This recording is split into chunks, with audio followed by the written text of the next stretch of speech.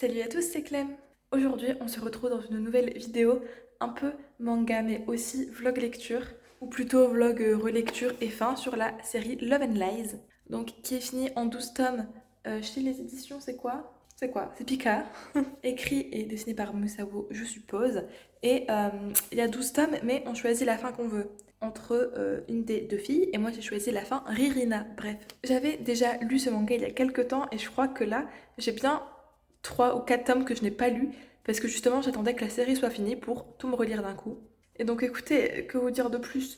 Je pense que je vous ferai un résumé un peu à mi-parcours ou vers la fin de la vidéo, mais en tout cas sachez que c'est une histoire d'amour. Juste sans rentrer dans les grandes lignes, on va suivre un personnage qui vit dans une société où à tes 16 ans, on te promet à quelqu'un parce que selon la science, ben voilà, cette personne est faite pour toi. Sauf que lui, il est déjà amoureux d'une petite meuf. Et du coup, ça va être un petit triangle amoureux, mais quand même bien fait pour l'instant. Donc écoutez, c'est parti, je vais voir si j'aime toujours autant qu'à l'époque, voir s'il y a des choses qui me dérangent plus ou moins, et ben continuer la suite.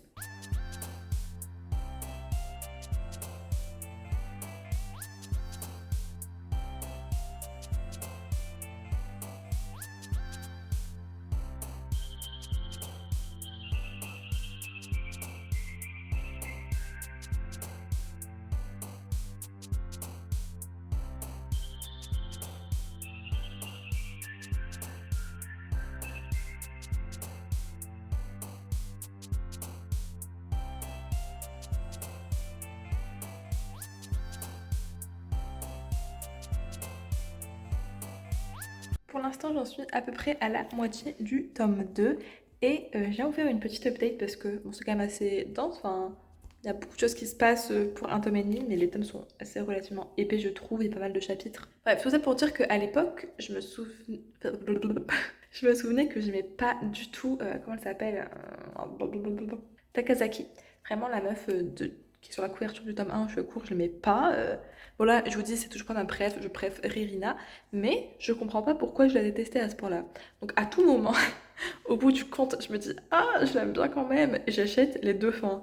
C'est ce qui va peut-être se passer. En tout cas, voilà, elle m'exaspère moins. Les persos sont plutôt cool. J'aime toujours autant. Et puis par contre, au niveau des prénoms, là, j'arrive pas, hein. Ce mec, je crois qu'il s'appelle Neji ou Nejira, un truc comme ça. Lui, par contre, je l'aime toujours autant. Je me rappelle que c'était mon personnage préféré. Et ensuite, Ririna. J'aime toujours autant, il est déjà très stylé, son chara design est très beau. Même sa personnalité, j'apprécie beaucoup pour l'instant. Notre perso principal, c'est un mec, vous savez, les mecs lambda un peu nuls, tout ça, bon, ok. Par contre, un truc, bon, je me rappelais qu'il y en avait, mais c'est chiant des fois. Il y a pas mal de. Enfin, pas mal, non, j'abuse un petit peu. Mais il y a quelques scènes un peu fanservice, un peu etchi. Je suis en mode, bon, vraiment, c'est pas nécessaire. Bon, surtout dans le tome 1 en vrai.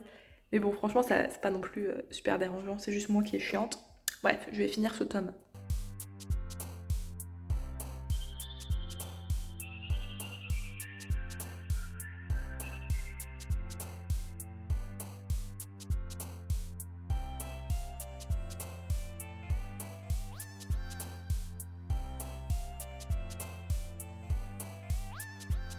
Donc comme vous l'avez vu, je m'apprête à lire le tome 5 de Love and Lies. J'ai pas mal avancé aujourd'hui, j'ai lu 4 tomes et je pense lire ce tome 5 ce soir, voire peut-être le tome 6, mais comme je vous dis, c'est relativement dense quand même, il y a beaucoup de choses, donc c'est un peu compliqué pour lire. Donc je pense pas que je vous reprendrai ce soir parce qu'on sera le soir. Donc voilà.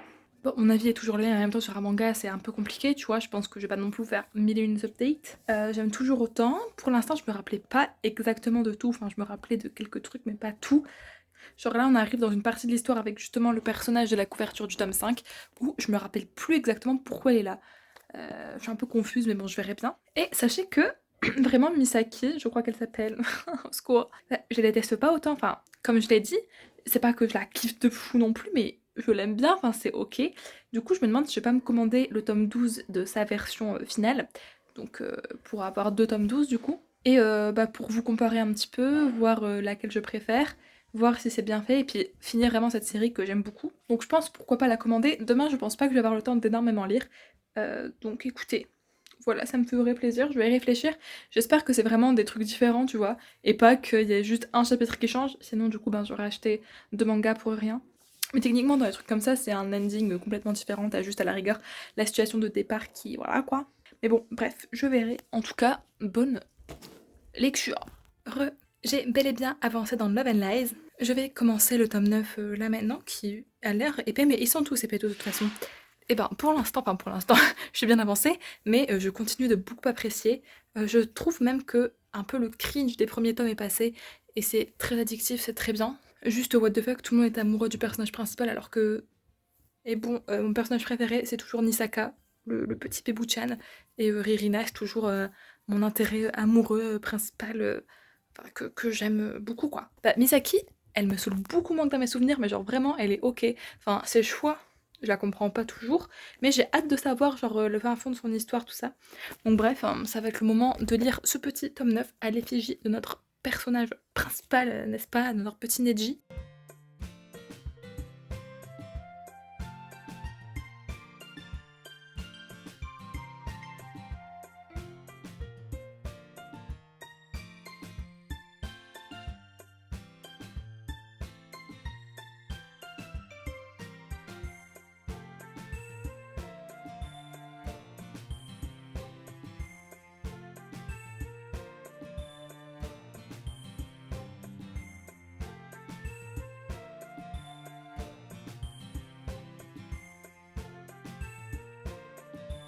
Salut les gigabos gosses. Bon, j'ai les cheveux mouillés, vous en tiendrez pas rigueur, mais je viens conclure cette petite vidéo qui est à la fois un vlog lecture et un avis manga concernant Love and Lies. Et là je me suis munée des deux derniers tomes, donc les deux tomes 12, la version Ririna et la version Misaki, que j'ai au final lu tous les deux. J'ai lu chapitre par chapitre, c'est-à-dire que, comment dire, j'ai lu un chapitre de ce tome-là, puis ce même chapitre de cette version-là. Je vais vous donner mon avis sur toute la série au global, et à la fin seulement il y aura un avis avec spoiler, donc bien sûr je vous préviendrai. Love and Lies, c'est du coup une série en 13 tomes, ça dépend si vous voulez les deux fins ou du coup en 12 tomes, qui est publiée chez Pika Édition et qui est écrit par Musawo.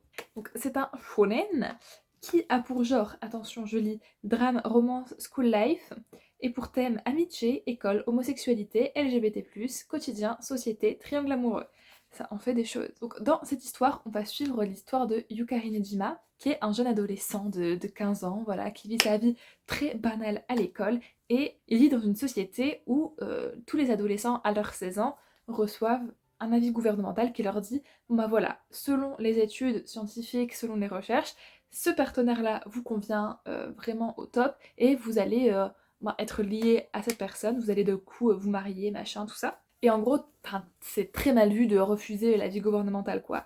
Ça instrumentalise ta vie, et le partenaire qui t'est désigné sera le partenaire de toute ta fin de vie. Sauf que Yukari est amoureux depuis la primaire d'une fille qui s'appelle Misaki, donc qui est cette jeune dame, et la veille de ses 16 ans, il va lui faire sa déclaration, enfin, et quel bonheur, parce que leur amour est réciproque. Sauf que quand il reçoit la vie gouvernementale, en fait c'est pas Misaki sa partenaire, c'est une autre fille qui s'appelle Ririna. Oula, Ririna, pardon, j'ai galéré. Et du coup, c'est là que va commencer le triangle amoureux, parce que qui choisir entre son amoureux de toujours ou sa partenaire désignée par la vie gouvernementale qui est censée lui correspondre au mieux. Et du coup, comme vous pouvez vous en douter, j'ai adoré et je vous le recommande à 100%. C'est une série qui est un peu vieille, je crois qu'elle date de 2014 en France. Et c'est une des premières séries que j'ai suivies, et je suis un peu émue qu'elle soit enfin finie parce que ça a pris beaucoup de temps. Mais c'est vrai que les premiers tomes, on ressent que c'est un peu plus vieux, c'est un peu plus cringe, et il y a pas mal de ecchi juste pour dire d'avoir des scènes un petit peu... Mais ça se calme au fur et à mesure des tomes, et ça devient de mieux en mieux. Alors il faut pas s'attendre non plus à une intrigue genre waouh. Ça reste, comme c'est dit, du school life, de la romance. On suit juste les personnages dans leurs évolutions au fur et à mesure de leur vie, quoi. Et les étapes qu'ils passent ensemble.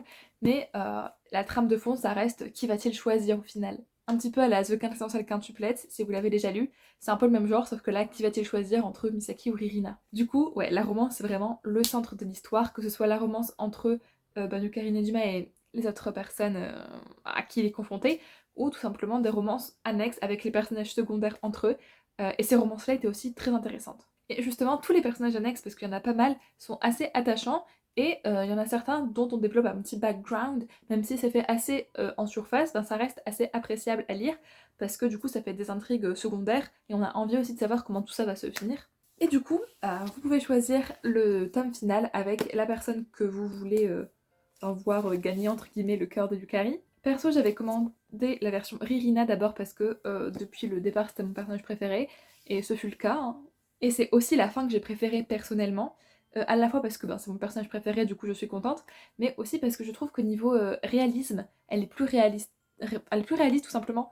Et je crois que c'est pourtant elle la fin alternative et que la vraie fin, même si bon tu choisis, c'est celle-ci. Et celle-ci je la trouve, moins bien et un peu moins réaliste. Mais bon, toujours est-il que Misaki au final, bah, je la déteste pas tant que ça, c'était quand même un bon personnage parce que dans ma jeunesse, je l'aimais vraiment pas du tout, mais au final, je la comprends un peu plus et bon, avec toutes les tomes, ben, j'ai appris à l'aimer, tu vois, à la comprendre, etc.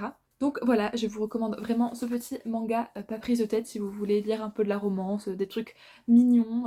C'est pas non plus une très longue série si vous l'achetez maintenant, alors que si vous suiviez la parution c'était très long, mais bon voilà, 12 ou 13 tomes, c'est cool. Du coup au niveau des fins, moi je vous recommande d'avoir les deux, mais elles sont assez similaires, c'est-à-dire que, bon, mis à part vraiment les deux derniers chapitres peut-être, les premiers chapitres se ressemblent et les points d'avancée principaux de l'histoire, en fait, c'est exactement les mêmes, même dessin, même dialogue. Donc c'est pas trop grave parce que techniquement tu en choisis qu'une seule, mais je pense que c'est quand même bien d'avoir les deux fins, ou au moins d'en acheter une et d'en lire une en scan peut-être. Alors, je vais maintenant passer à la partie spoiler, donc pour ceux qui ne veulent pas se faire spoiler cette super série, c'est pas grave, vous pouvez partir, mais quand même laisser un pouce bleu et vous abonner.